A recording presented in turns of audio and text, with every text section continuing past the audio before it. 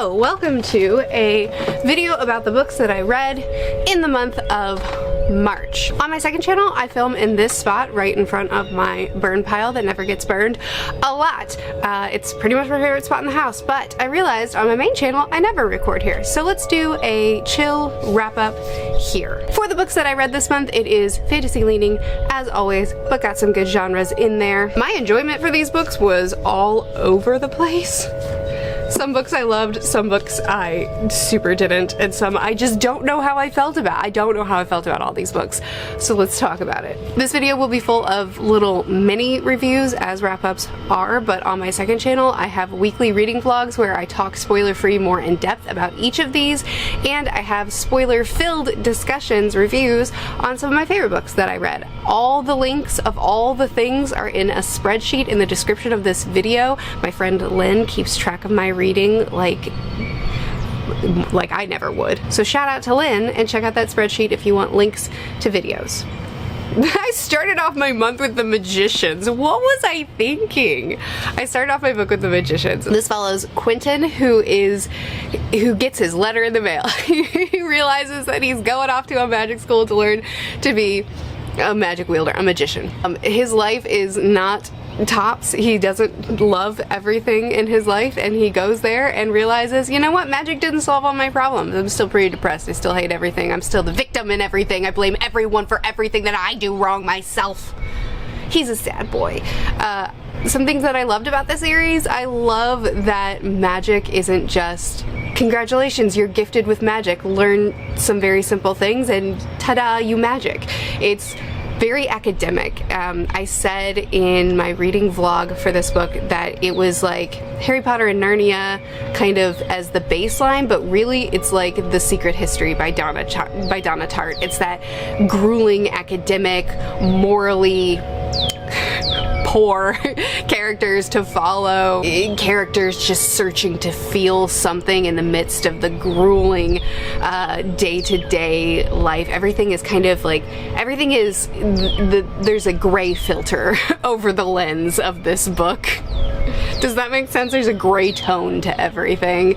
There's so many scenes in this book that I love. There's so many scenes that just live in my mind, and then there's scenes that live in my mind because I hate them so much as well. It's so weird. This book is so weird because I see so much potential in it, but the execution of it was rough in some places. Like, pacing is all over the place. We'll spend pages and pages describing something something as simple as just like, we got drunk again. Let me tell you about it. And then you'll spend 1 page or 2 pages on a year and a half passing. Like, the pacing is so all over the place. But I feel like I see the vision and the direction that the series is going in. And even though there's so many awful things in this book, truly awful, some in the characters, which I'm fine with following horrible characters, and they are horrible, but some of it's also just in the writing, like just very distasteful descriptions and depictions of people and groups. So there's so much that I hate about this book and the way that it's written, but there's also so much potential that I see in it. But it's just this melancholy book. It's just this melancholy strife for magic and the way that maybe it affects you and corrupts you, and it's not the answer to everything, and you're not gonna have all your problems solved by learning more magic. I both loved and hated it, and I really hope that books 2 and 3 will just continue to climb the ladder based off of comments that I got on other videos where I've talked about this. Some people think it just gets better, and some people think it just is nothing. It's a big old trilogy of nothing. So I hope I have strong opinions, whether they're positive or negative. I hope they're strong. Next book I read was a nonfiction. It's I'm Glad My Mom Died. This was super popular. Everybody was talking about it when it was first released, and now I'm finally getting on board. This is actually the first celebrity memoir I've ever read. Usually the nonfictions I read are rescue stories or survival stories or memoirs of people who are long past. So an actual living, here's my story. This is actually the first one that's not focused on an event. That's focused just on a whole life. And yeah, I don't think I have anything to say that hasn't already been said. It was it was a horrible and incredible story. I'm glad Jeanette feels able now to speak so openly and bluntly about what has happened to her and the manipulation that took place. If you're not familiar with it, Jeanette was an actress on Nickelodeon for iCarly and Sam and Cat, and this talks about her abuse of her mom and neglect of her dad and just like the house that she grew up in, as well as the abuse that she experienced within Hollywood, as well as relationships, as well as eating disorders, as well as everything. I mean, it was really just her life. It was her life. So it wasn't focused in on the topics that I thought it would be focused in on.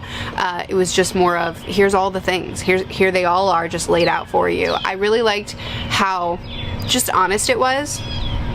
It just really, she didn't hold back on how she felt about people and how she treated people and how the life around her affected the way she perceived and interacted with it, and the ways that she failed and the ways that she's learning and showing that she's on her path to recovery, which is amazing, but that it's not so simple as just, you know, I've learned new things and so now I'm better. But she's had to go through a lot, and it's definitely not an easy book to read, but it is a book well worth reading in my opinion. And it sparked a lot of conversations. My husband also read this book and we talked about it. Every chapter there was something to talk about for a longer period of time than it took to read the actual chapter. Just lots to dig into with that book. Oh, next up is Men at Arms, which I don't physically own. I did buy Feet of Clay physically because Discworld, with all the footnotes and everything involved in it, I just like reading it not on ebook. Men at Arms is book 2 in the City Watch arc of the Discworld series, and it's just chaos. This series so far is concentrated, intentional chaos, and I gotta say, I think it's my new genre. I think it's my new favorite genre. This satirical, intentionally strange, but with something to say within the strangeness. I love it. This one was really focused on, oh my goodness, so many things. Racism and classism and knowing your place in the world and power and hierarchies. It really, oh wow, it dug into a lot in this book, and I feel like these are books that almost require like hour-long discussions to really get into them. So I'm excited to see where it continues to go. I'm especially excited to see where Carrot's story goes. Carrot is a human who was raised as a dwarf, and his story in the first book starts when his parents tell him, okay, it's time for us to tell you the truth. You're adopted, and that's why you're taller than everyone here.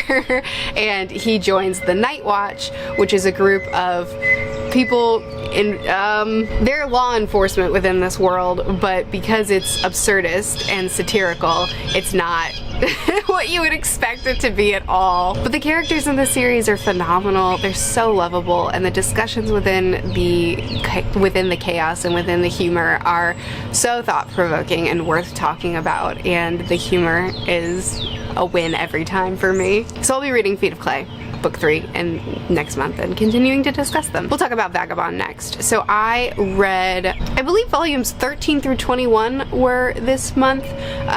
Each of these bind-ups that we read, I'm doing a discussion with Philip on my second channel, and on his channel we go back and forth. This is a historical fiction martial arts based off of Musashi, which is a classic Japanese novel, but it's Inoue's own take on that historical figure and situation, and it's very rooted in Buddhist theology and connectivity to the earth and to people, and kind of zooming in on the samurai life and on historically this emphasis on honor and proving yourself and being the best, and where violence was just far more prominent and acceptable just across the board.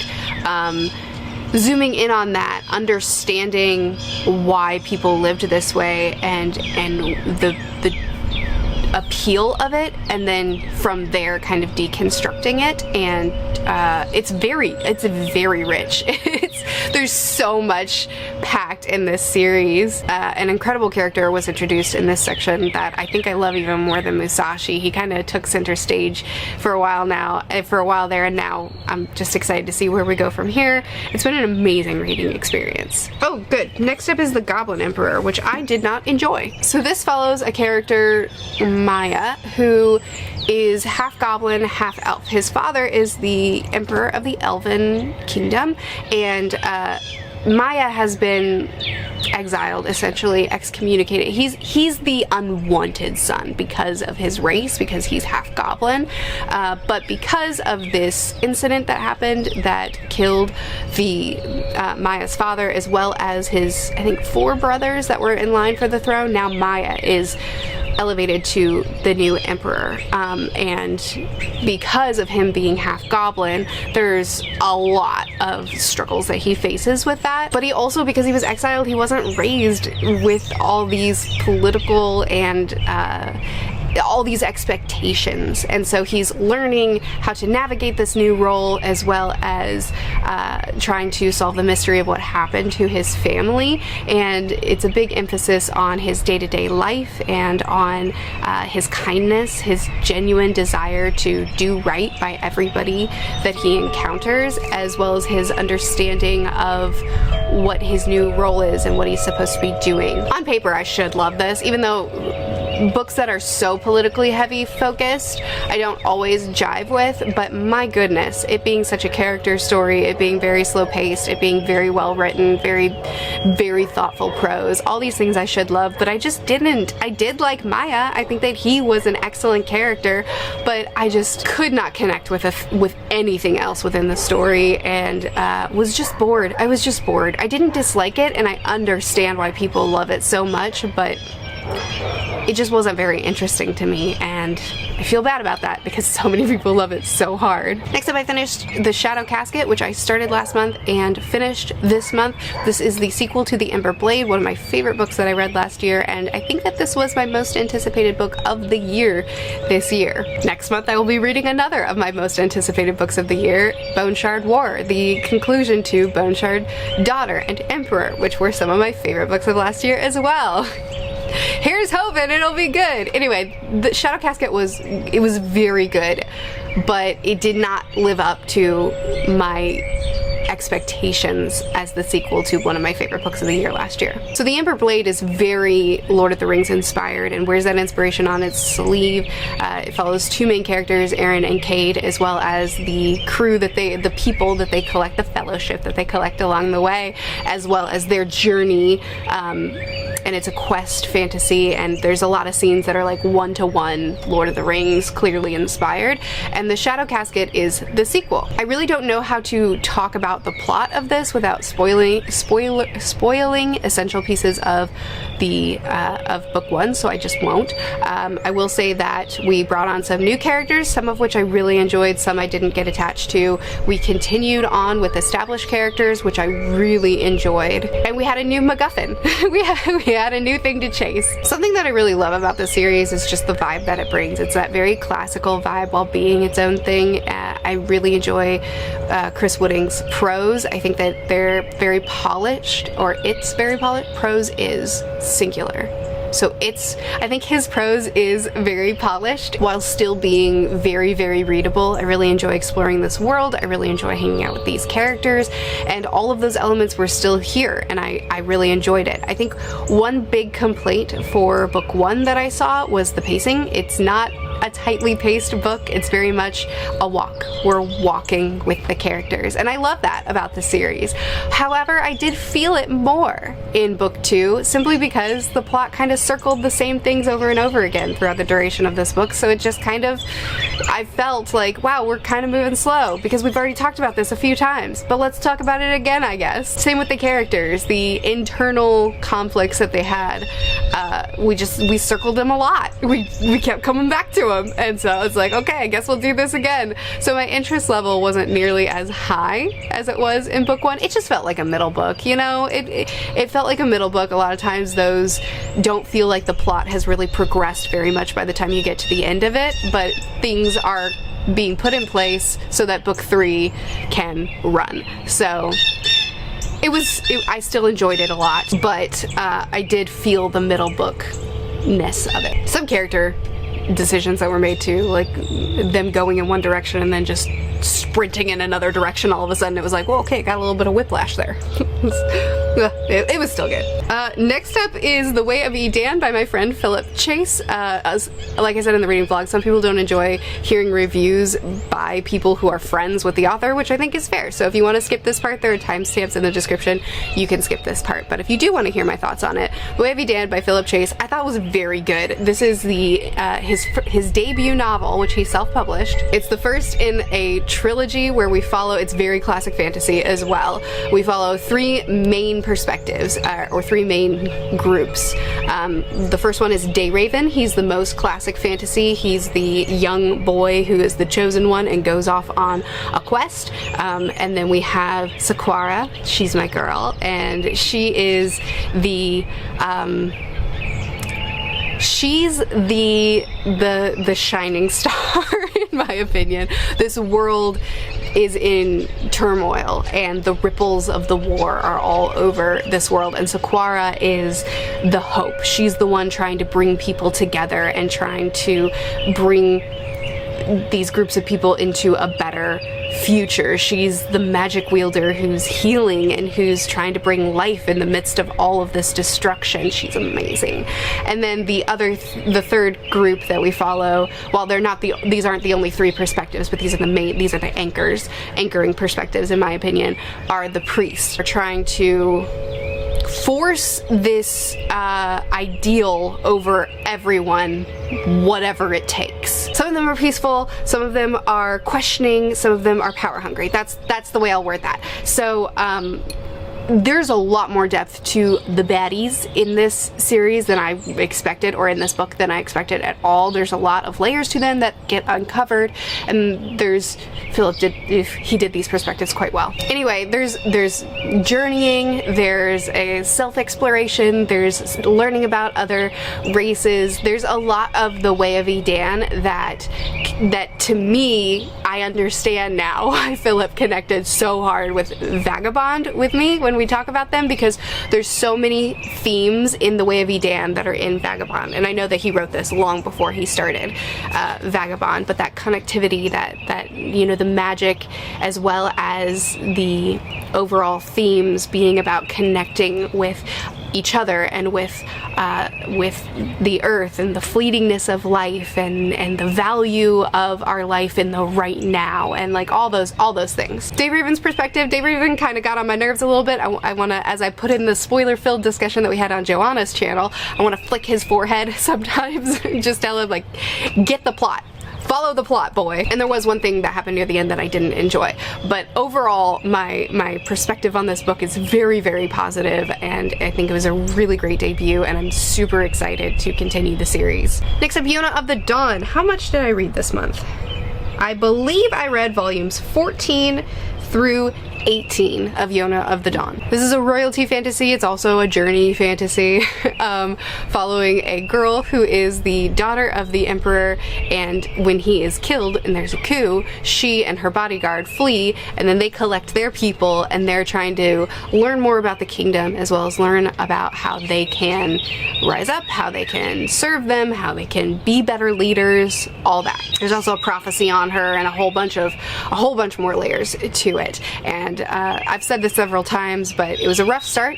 Did not enjoy the beginning very much, but it has become so strong as far as the people that we follow. Oh my goodness, I love them. As far as the plot that's happening and everything that's building up and all the different layers that are being unveiled, incredible. Yona, so inspiring. I have loved the direction that this story has taken. I've loved all the emotions that it's brought me through. It's been so good. I will probably do a spoiler discussion or a spoiler-free chat. I haven't decided yet. I'll definitely do a dedicated video for Yona once I catch up, kind of like I did for Spy Family. Whether it'll be spoiler-filled or spoiler-free, I haven't decided yet. Okay, next up, Before the Coffee Gets Cold, which mine has. This is magical realism. In my vlog, I called it literary, but then I googled and it's magical realism. So this takes place in a coffee shop where it's a very small coffee shop, and everybody understands, everybody knows that there's this one table, there's this one seat that if you sit in it, then you can go back in time, or forward in time, for the time that it takes you to drink this cup of coffee. And you have to drink it before the coffee goes cold, or else. I won't tell you the or else. This is 4 separate stories, but there's one, there's a thread, like they're all connected. But it's 4 separate stories of 4 people that sit in that seat and go back or forward in time and have one more conversation. And they might have the conversation because of regrets, or because of grief, or because of an answer they wanted to answer. But each of them has this experience. It's more about characters than it is about anything. The time travel element of the story is a vehicle. It's not the appeal. The appeal is this question, who would you visit, what would you do, as well as these characters' answers and how it affected them and how it changed the way they perceived things or helped them to grow and move forward from there. I had kind of middle of the road feelings about this. I enjoyed it.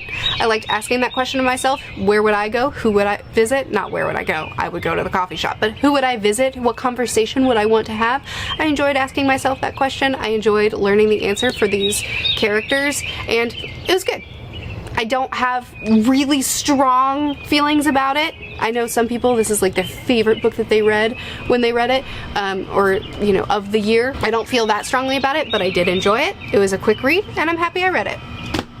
Final book. Oh my goodness. Final book is Dawn by Octavia E. Butler. Oh my goodness, what do you do with this one? So this book it's the sci-fi beginning where our main character Lilith wakes up in a foreign place, and she's alone and she doesn't know how she got here or what's going on. So it's one of those books where it's a very slow reveal of who you're with, the intentions behind it, what your future holds, all that kind of stuff. So keeping it really vague because of that slow reveal, and because you deserve to have that slow reveal yourself. The very vague description of this book is that the Earth was essentially destroyed by war. Humans were at war, and it was such an intense nuclear war that it became uninhabitable, and the humans were practically wiped out. So this alien race came and picked up, rescued the few humans left. There's a trade. I'll say that because I really do want to keep this vague. There's a trade that's expected. The service that the aliens have provided to these humans, there's a trade expected that they don't really have a choice in. I mean, there are small choices in like how they want to participate in the trade, but regardless, there was not an yes, I agree to this new life. And that's a big part of what this book is exploring. Spoiler free, I'll talk to you about how I felt. This book does such, and Butler in general does such a good job of taking very small life experiences and showing the horror in them. So things as simple as, one big thing that happens to Lilith is that basically her agency is taken away. She didn't choose to be rescued. She didn't choose the way the aliens have helped her. The things that they did to help her, she didn't choose this, and she doesn't get to choose very much beyond that. She doesn't get to pick what she eats, where she goes, how much privacy she has. There's simple things like in the beginning she was so isolated that she near lost her mind, and then when she does get to engage with other people, it's initially exclusively with this alien race, and if she asks certain questions they'll answer, if she asks other questions they'll go silent, and they will not speak again until she moves on. So it's not even a resistance, it's not even like a physical, she'll be harmed if she asks the wrong questions, or she'll be rebuked, or anything like that. It's just It's almost like isolation even in the same room as someone. And there's this horror that's put on, and even though this isn't explored, even though this isn't discussed on page, it's like you feel it because you know how isolated she was, and now her asking the wrong questions results in isolation, even though they're still right there. Like, they will not talk to her until she moves on, until she asks a new question or drops it. And she's being forced to drop it and to accept their kind of control in this way, in that it's like this very, very small way of control. But at the same time, there's these questions asked and there's this thing presented where it's like, okay, they're not trying to harm Lilith. They don't have ill intentions, but they have taken away her agency. They are controlling everything. They're not giving her a choice in this new future that she and others have to participate in. There are small choices, but the large overarching choice is removed. So it's like these alien race, they're not trying to harm her, but they're also not considering her or the humans in general, not considering them worthy of a choice. Everything they're doing is for the greater good of them, of humanity, of the future. Everything they're doing it's because they think it's the right and the best choice, but it's still not her choice. Does that make sense? I'm trying to be vague, but also be very specific about the kind of things that this book is about. Oh, it's so much to think about.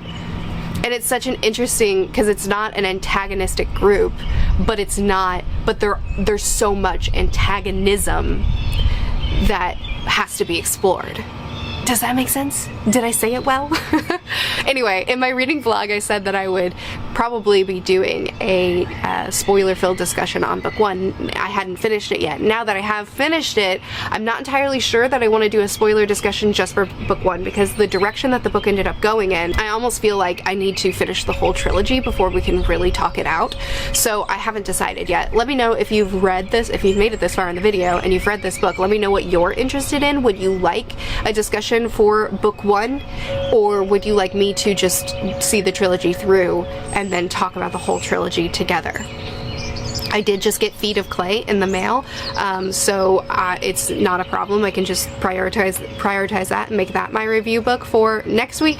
Next week is going to be Sanderson Secret Project 2, but then the following week, that could be Feet of Clay or it could be Dawn. Let me know what you think. But anyway, please do chat with me. If you have read any of these books or plan to, please do chat with me about them in the comments of this video. If you enjoy a casual sit down, hang out, chat about books, that is what my second channel is. That is what it's dedicated to, so follow that if you feel like it. I post videos every Monday and Friday on this channel, Tuesdays and Thursdays on the second channel. I'll see you again soon. Bye.